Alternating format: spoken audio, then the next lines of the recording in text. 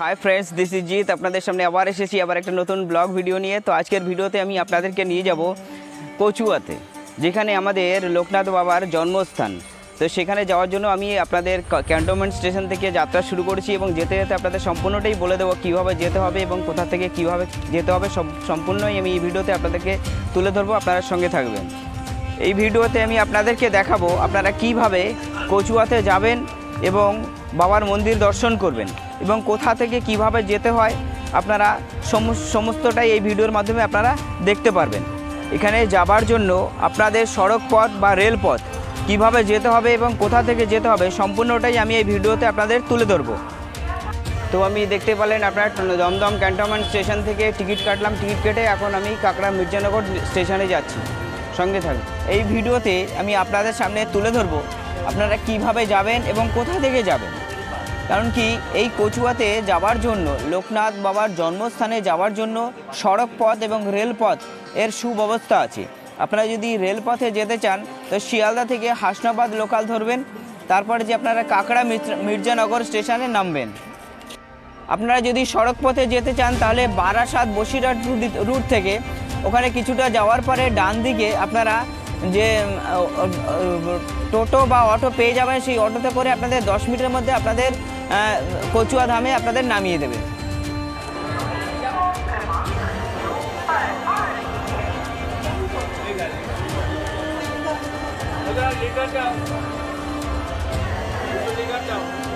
এখন দেখতেই পাচ্ছেন আপনারা যে আমি এখন আপনার দমদম ক্যান্টনমেন্ট স্টেশনে বসে আছি। এখনই ট্রেন আসবে। ট্রেন আসার পরে আমি আবার ট্রেন ধরে আপনাদের সামনেই আপনাদের প্রতিটা স্টেপে আপনাদের বুঝিয়ে দেবো যে কীভাবে যেতে হবে, কোথা থেকে যেতে হবে। আপনারা সঙ্গে থাকবেন, একে একে সব আপনাদের সামনে তুলে ধরবো। দমদম ক্যান্টনমেন্ট স্টেশন থেকে হাসনাবাদ লোকালে উঠে এখন আমরা যাত্রা শুরু করছি কাকড়া মির্জানগর স্টেশনে।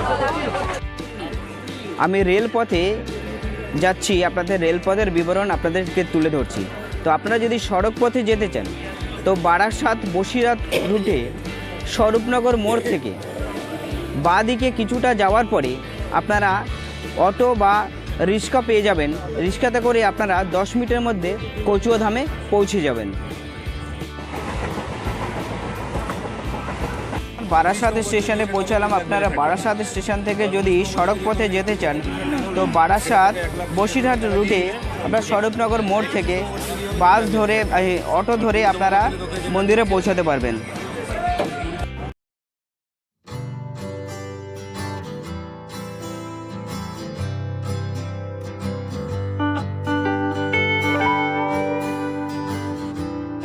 আমি আজ সকাল সকাল বেরিয়ে পড়েছি, তাই কিছুটা কুয়াশার উপলব্ধি আমরা করতে পারছি।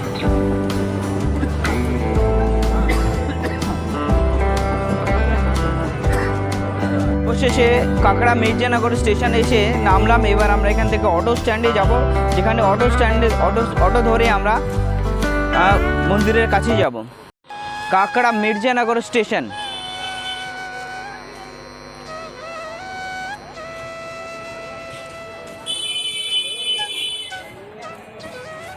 এটা কাকড়া মির্জানগর স্টেশনের নতুন টিকিট কাউন্টার। কাকড়া মির্জানগর স্টেশনের আপনার রেল স্টেশনের অটো স্ট্যান্ডে আমি অটোতে উঠিনি, টোটোতে উঠেছি। টোটোর ভাড়া এখানে 10 টাকা করে। এবার আমাদের টোটোটা মন্দিরের উদ্দেশ্যে রওনা দিল। এবার আমাদের এখানে ভাড়াটাও বেশি নয়, এখানে 10 টাকা করে নেয়। অটো এবং টোটো ভাড়া দুটোই একই।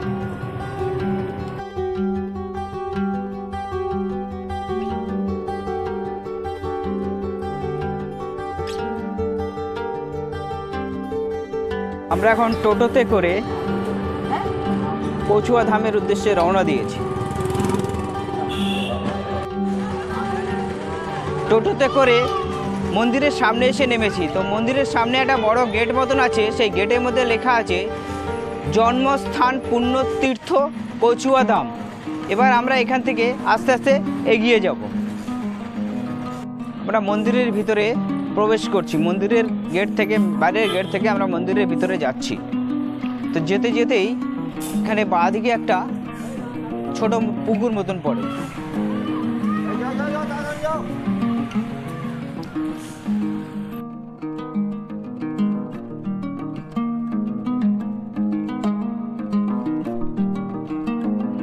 গেট থেকে কিছুটা আসার পরেই বাঁদিকে বাবা লোকনাথ এর গুরুদেব ভগবান গাঙ্গুলির ভবন। চলুন আপনারা আগে সেটাই দেখে নিন। চলুন আপনাদের আগে সেটাকেই দেখিয়ে দিই। ছোট মতন একটা পুকুর আছে, পুকুরের পাড় থেকে আপনারা কিছুটা এগিয়ে যাবেন। এগিয়ে যাওয়ার পরে ডান দিকে দেখতে পারবেন ভগবান গাঙ্গুলির বাড়ি। পেয়ে গেলাম লোকনাথ বাবার গুরু ভগবান গাঙ্গুলির বাড়ি। মাত্র 11 বছর বয়সে এই গুরুর সাথেই তিনি গৃহ ত্যাগ করেন। সময়ের সাথে সাথে এই বাড়িও ভগ্নদশায় পরিণত হয়েছে। এটি হচ্ছে বাবা লোকনাথের গুরু ভগবান গাঙ্গুলির বাড়ি।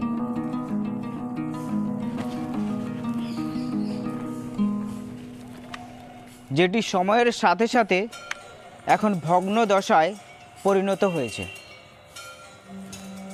আমি এসেছি গুরুদেব ভগবান গাঙ্গুলির বাড়িতে। তো সেখানে এসে তারই একজন বংশধরকে পেয়ে গেলাম। তো আপনার নামটা কি? আমার নাম অনুপ গাঙ্গুলি। অনুপ গাঙ্গুলি। তো ইনার সম্বন্ধে ইনি আপনাদের গুরুদেব সম্বন্ধে কিছু বলবে, আপনি একটু শুনে নিন। এইখানে জন্মভিটা আজ থেকে 450 বছর আগে ভগবান গাঙ্গুলি এখানে জন্মগ্রহণ করেছিলেন। এখন তা ভগ্নদশায় পড়ে আছে স্মৃতিচিহ্ন হিসেবে। আমরাই দেখভাল করছি। হ্যাঁ, পরবর্তী দিনে কী হবে বলতে পারবো। তাহলে বুঝতে পারলেন যে আপনারা এখানে দেখতে পারলেন যে এখনও গুরুদেবের বাসভবন যেটা, সেটাকে এখনও যত্ন সহকারে সবাই এখানে যত্ন সহকারে রেখেছেন। যতটা রাখার চেষ্টা করেছি, রেখেছি। যতটা রাখার ততটা চেষ্টা করছে। পুরনো জিনিস স্মৃতিচিহ্ন বজায় রাখাটাই হচ্ছে সব থেকে মারাত্মক জিনিস। তো সেইটাই বজায় রেখে দিয়েছি এখন। ঠিক আছে, তো আবার বাড়িটাকে আপনাকে একটু ঘুরিয়ে দেখিয়ে দিই। হ্যাঁ হ্যাঁ। তো বাড়িটা এখন কেউ থাকে না, কিন্তু বাইরে থেকে সবাই পরিচর্যা করেন। এবং আগে যে গুরুদেব যে আগে যে বাড়িটা থাকতো সেটা ভগ্নাবশেষে পরিণত হয়েছে। ওই পিছনের ওই বাড়িটা আজ থেকে 450 বছর আগে ওখানে থাকতেন গুরুদেব। যেখানে মানে আমাদের লোকনাথ বাবার 11 বছর বয়স থাকাকালীন তখন গুরুদেবের সঙ্গে লোকনাথ বাবা সাক্ষাৎ হয় এবং তাকে নিয়ে বেরিয়ে পড়েন। গুরু ভগবান গাঙ্গুলির বাসভবন আপনাদের দেখিয়ে দিলাম, যে যেখানে থাকতেন সেটা আপনাদেরকে দেখিয়ে দিলাম বাসস্থান। এবার আপনাকে যাব মূল মন্দিরের কাছে।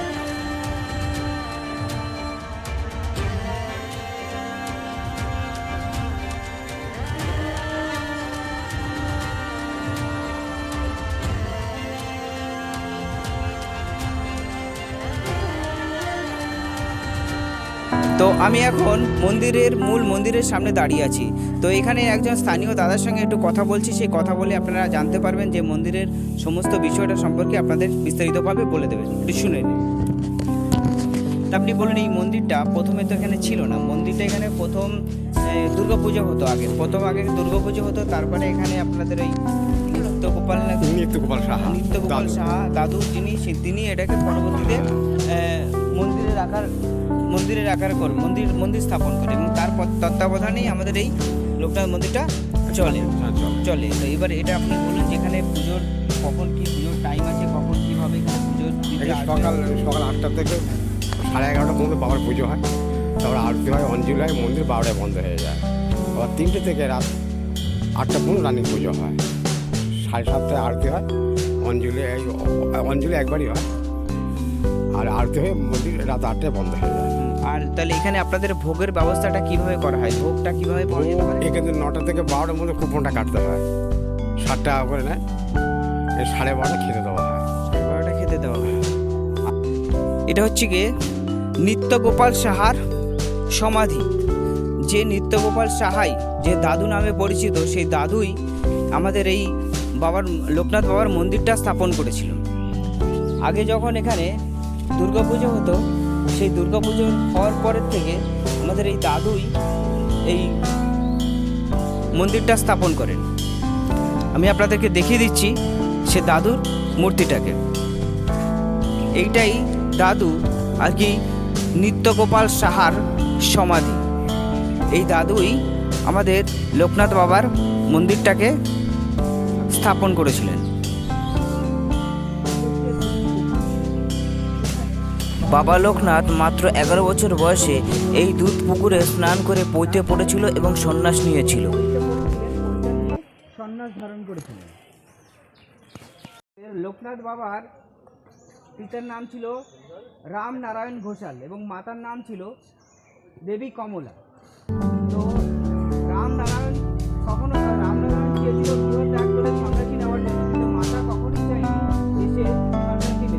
কিন্তু কখনো বাবা লোকনাথকে আটকাতে পারেনি। মাত্র 11 বছর বয়সে সে সন্ন্যাস ধারণ করে, মাত্র 11 বছর বয়সে বাবা লোকনাথ এবং বেণীমাধব এইখানেই প্রথম পৈতা নিয়েছিলেন। পৈতা নেওয়ার পরে চলে গেছিলেন কালীঘাটে।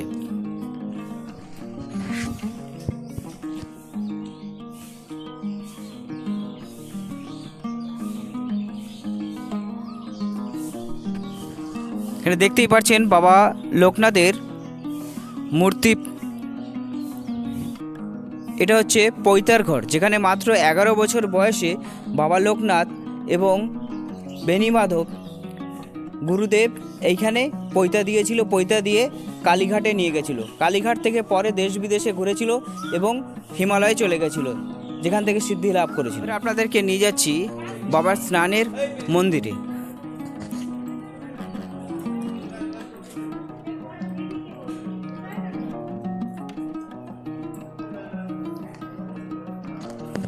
এখানে বাবাকে স্নান করানো হয়। এই দুধ পুকুর থেকে জল এনে এখানে চান করানো হয়।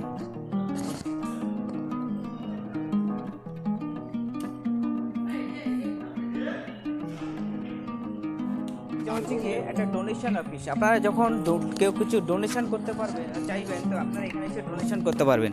এটা হচ্ছে ডোনেশন সেন্টার।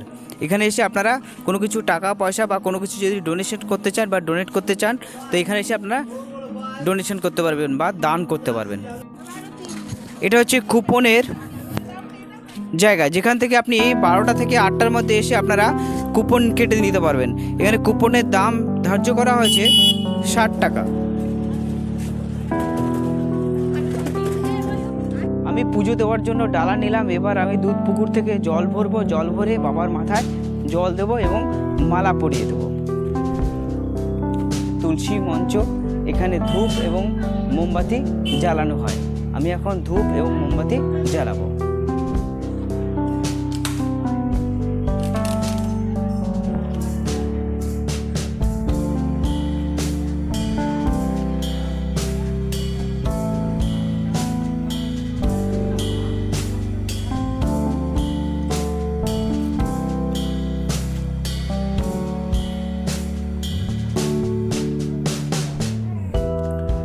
পুজো দেওয়ার জন্য যাচ্ছি এবং এখন বাবাকে জল ঢালতে যাচ্ছি এবং মালা পরাতে যাচ্ছি।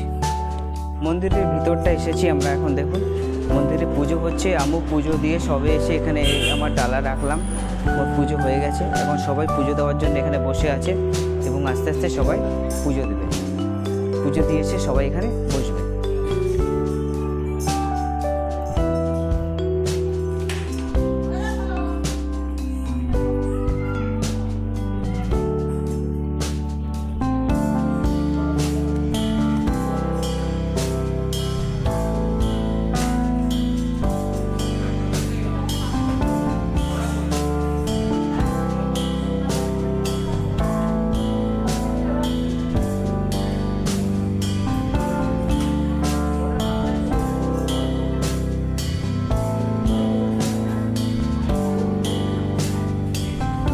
এবার আমরা আসছি যেখানে আপনার এই মন্দিরে সমস্ত ভোগ রান্না হয়, সেই ভোগের জায়গায়, যেখানে আপনারা দেখতে পাবেন কিছু বড় বড় কড়াই আছে।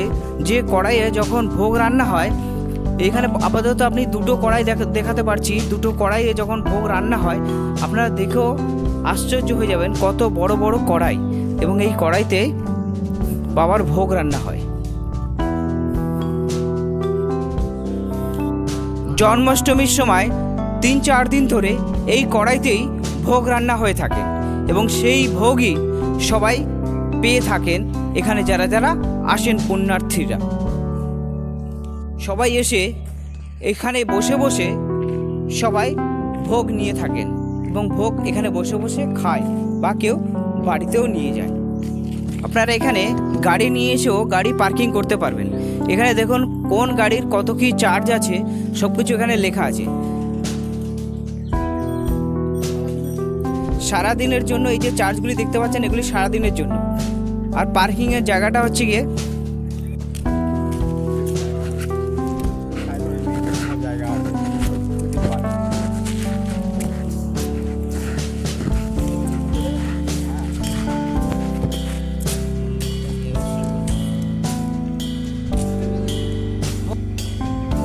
এবার আমি আপনাদেরকে নিয়ে যাচ্ছি যে মন্দিরের পিছনে যে একটা নতুন বিল্ডিং স্থাপন হচ্ছে, যে বিল্ডিংয়ে আপনারা সমস্ত পুজোর সমস্ত সামগ্রী সমস্ত ডালাফালা আপনারা পেয়ে যাবেন। সেখানে আমি আপনাদেরকে নিয়ে যাচ্ছি। যে আগে যে মন্দিরের সামনে যে ফুটপাতে কিছু দোকান বসতো এবং ডালা নিয়ে বসতো সেগুলি আর সেখানে থাকবে না, সেগুলির জন্য একটা পার্মানেন্ট একটা স্টল করা হচ্ছে। সেই স্টলেই আপনাদের সামনে নিয়ে যাচ্ছি। এই যে নতুন বিল্ডিংটা তৈরি হচ্ছে এই বিল্ডিংয়েই আপনাদের যে ফুটপাতে ওখানে যে দোকানগুলি ছিল মন্দিরের সামনে সেগুলিকে এখন পার্মানেন্টলি একটা স্টলে আকার দেওয়া হয়েছে, যেখানে এই বিল্ডিংয়ের মধ্যে এসেই আপনারা যাবতীয় সমস্ত পুজোর সামগ্রী এবং সমস্ত কিছু এখানে পেয়ে যাবেন। সেটা এখনো তৈরি হচ্ছে, এখনো পুরোটা তৈরি হয়নি।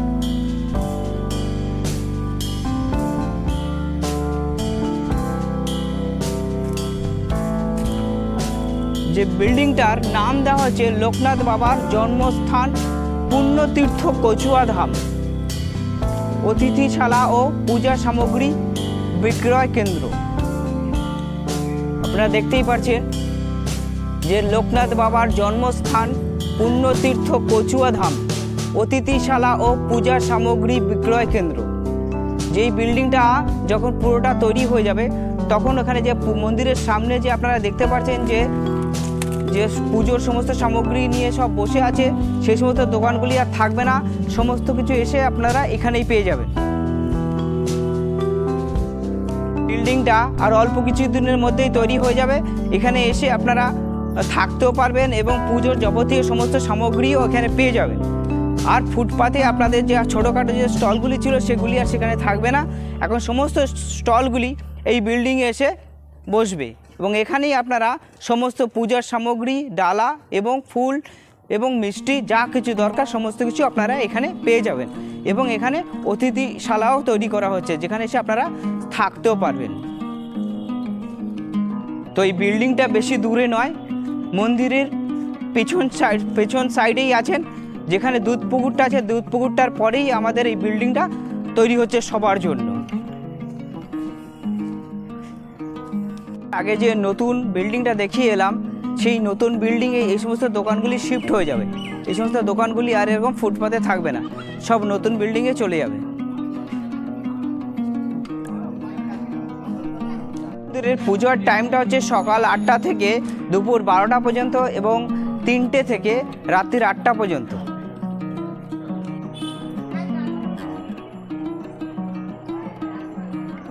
একটা মাসি ফুল তুলছে, দেখুন।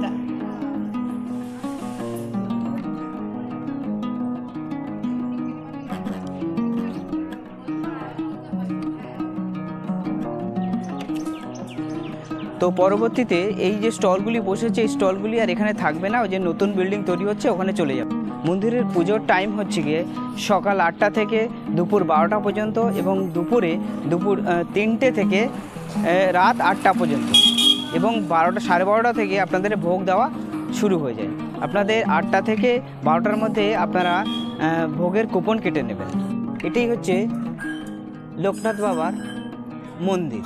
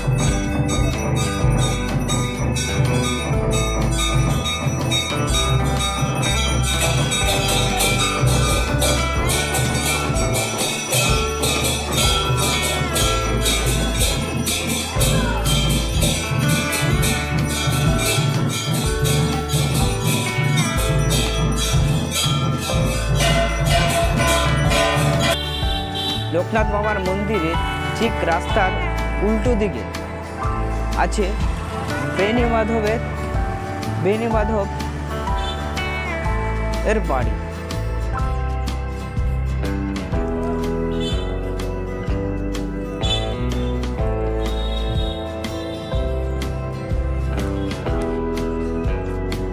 তো এবার দেখতে পাচ্ছেন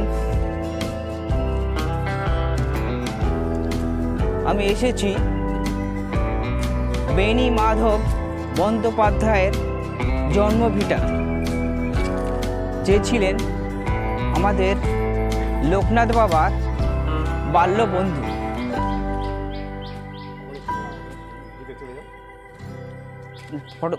মাত্র 11 বছর বয়সে বেনি মাধব এবং বাবা লোকনাথ সন্ন্যাস নিয়ে চলে গেছিলেন কালীঘাট। সেই কালীঘাট থেকে দেশ দেশান্তরে গেছিলেন এবং অবশেষে গেছিলেন হিমালয় পর্বতে, এবং সেখান থেকেই সিদ্ধি লাভ করে। এটাই বেনি মাধব বন্দ্যোপাধ্যায়ের বাড়ি, পুরোটাই মাটির বাড়ি।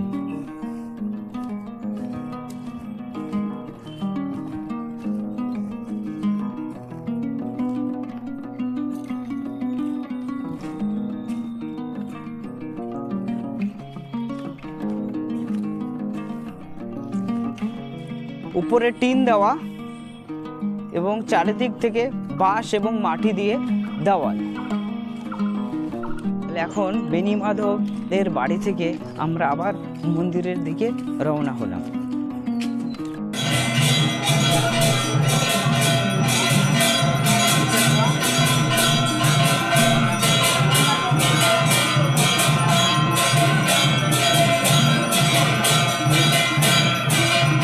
আশা করছি আপনাদের ব্লগটা ভালোই লাগলো। তো আমি লোকনাথ বাবার কচুয়া ধামকে আপনাদের সামনে তুলে ধরেছিলাম। তো আশা করছি আপনাদের সবাই ভালো লেগেছে। তো আজকের মতন ব্লগটা আমি এখানেই শেষ করছি। আবার ফিরে আসছি একটা নতুন ভিডিও নিয়ে।